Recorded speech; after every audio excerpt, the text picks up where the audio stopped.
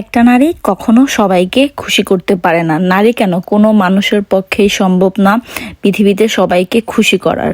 হয়তো কেউ আপনার কাছ থেকে খুশি হবে বা হয়তো বা কেউ নারাজ হবে, কিন্তু সবচেয়ে সহজ কাজ হচ্ছে নিজের সন্তানদের খুশি করা। তো সাজেল পোলাও, রোস্ট, তারপরে হচ্ছে চিলি চিকেন বা বিফ চিলি, এইসব জাতীয় খাবারগুলি খুবই পছন্দ করে। তো আজকে ভাবলাম যে ওর পছন্দের কিছু রান্না করি। যেহেতু ও স্কুলে গিয়েছে, তো আসলে খুবই খুশি হবে, কেন যেন মন চাইলো যে আজকে এগুলি রান্না করি। তো যেই কথা সেই কাজ, দুপুরে হুট করে আমি মুরগি নামিয়ে নিয়েছি, আর এখানে কিছু সলিড গরুর মাংস নামিয়ে নিয়েছিলাম রান্না করার জন্য। তো মাংসটাকে আগে আমি ম্যারিনেট করে রাখবো। মুরগির মাংসটাকে আমি একটু হলুদ মরিচ আর লবণ দিয়ে মেখে নেব ভেজে নেওয়ার জন্য।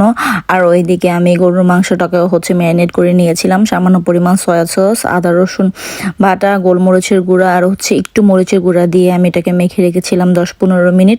হাতের সময় থাকলে আরও বেশি টাইমও ম্যারিনেট করে রাখতে পারেন। আর এইদিকে আমি চিকেনগুলি ভাজার জন্য দিয়ে দিয়েছি। এখন বিফটাও ভাজার জন্য দিয়ে দিব। একদম সিম্পল ওয়েতে ঘরে যা যা সবজি ছিল, কারণ দেখা যাচ্ছে যে ম্যাক্সিমাম টাইমে আমার বাসায় ক্যাপসিকামটা থাকে। তো সাজেলের বাবা ওই বিফ চিলিটা খুব পছন্দ করে, তাই আর আজকে গরুর মাংসটা রান্না করলাম না, বিফ চিলিটাই রান্না করতেছি। তো মাংসটা প্রায় ভাজা হয়ে গিয়েছে। তো একটা প্যানের মধ্যে আমি পরিমাণ মতো বাটার ব্রাশ করে দিয়েছি। এখন এর মধ্যে কুচি করে রাখা কিছু রসুন দিয়ে একটু বাদামি কালার করে নিব। আর ওইদিকে চিকেনগুলিও ভাজা হয়ে গিয়েছে, তুলে নিয়েছি। তো ওই প্যানের মধ্যে আর একটু তেল দিয়ে আমি পরিমাণ মতো পেঁয়াজ দিয়ে দিয়েছিলাম একটু ভাজা ভাজা হওয়ার জন্য। আর এইদিকে রসুনের যে বাটাটা ছিল সেটাও প্রায় হয়ে গিয়েছে, মানে সতে হয়ে গিয়েছে। এখন এর মধ্যে আমি যা যা সবজি ছিল তা দিয়ে দিয়েছি। 3 আইটেমের ক্যাপসিকাম ছিল, সেইটা দিয়ে দিয়েছি।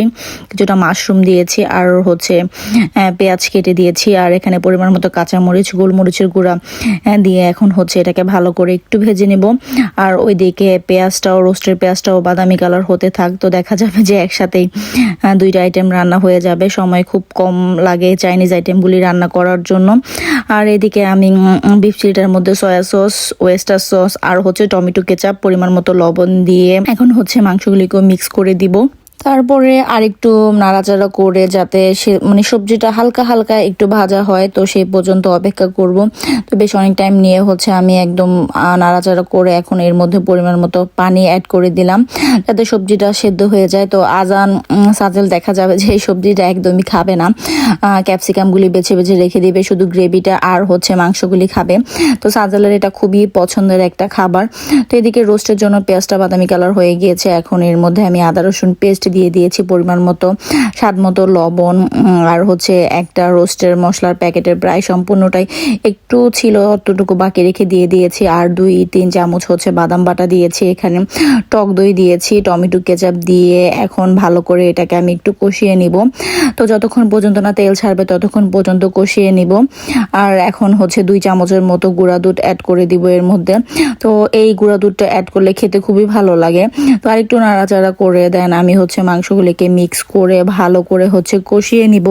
যেহেতু এটা ফার্ম টাইপের মুরগি, তো খুব তাড়াতাড়ি নরম হয়ে যায়, তো একটু আলতো হাতে নাড়াচাড়া করা লাগে।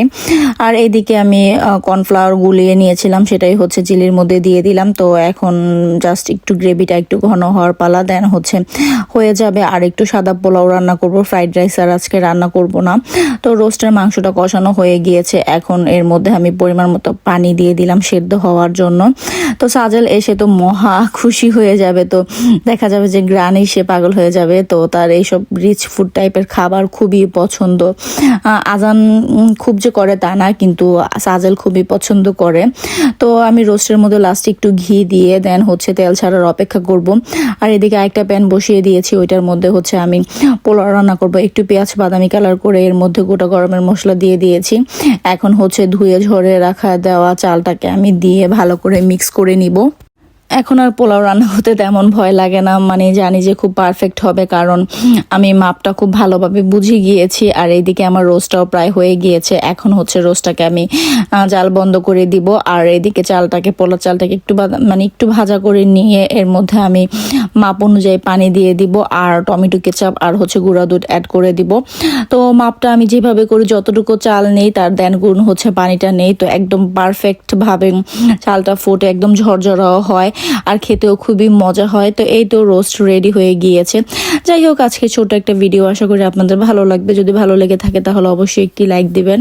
আর ভিডিও সম্পর্কে কোনো মন্তব্য থাকলে অবশ্যই আমাকে কমেন্ট করে জানাবেন। ফেসবুক থেকে দেখে থাকলে অবশ্যই ফেসবুক পেজটিকে ফলো করে দিবেন। আর ইউটিউব থেকে দেখে থাকলে অবশ্যই ইউটিউব চ্যানেলটিকে সাবস্ক্রাইব করে দিবেন। তো এই তো রান্নাবান্না প্রায় শেষ, পোলাওটা হয়ে গেলে হয়ে যাবে। তো আমি লাস্টে একটু সালাদও কেটে নিয়েছিলাম। তো সিম্পল ওয়েতে খুব ভালো খাবার, খুব তাড়াতাড়ি হয়ে গিয়েছে। আশা করি আপনাদের কাছে ভিডিওটি ভালো লেগেছে। ভালো লেগে থাকলে অবশ্যই ভিডিওটিকে শেয়ার করে দিবেন। আজকে এই পর্যন্ত, আল্লাহ হাফেজ।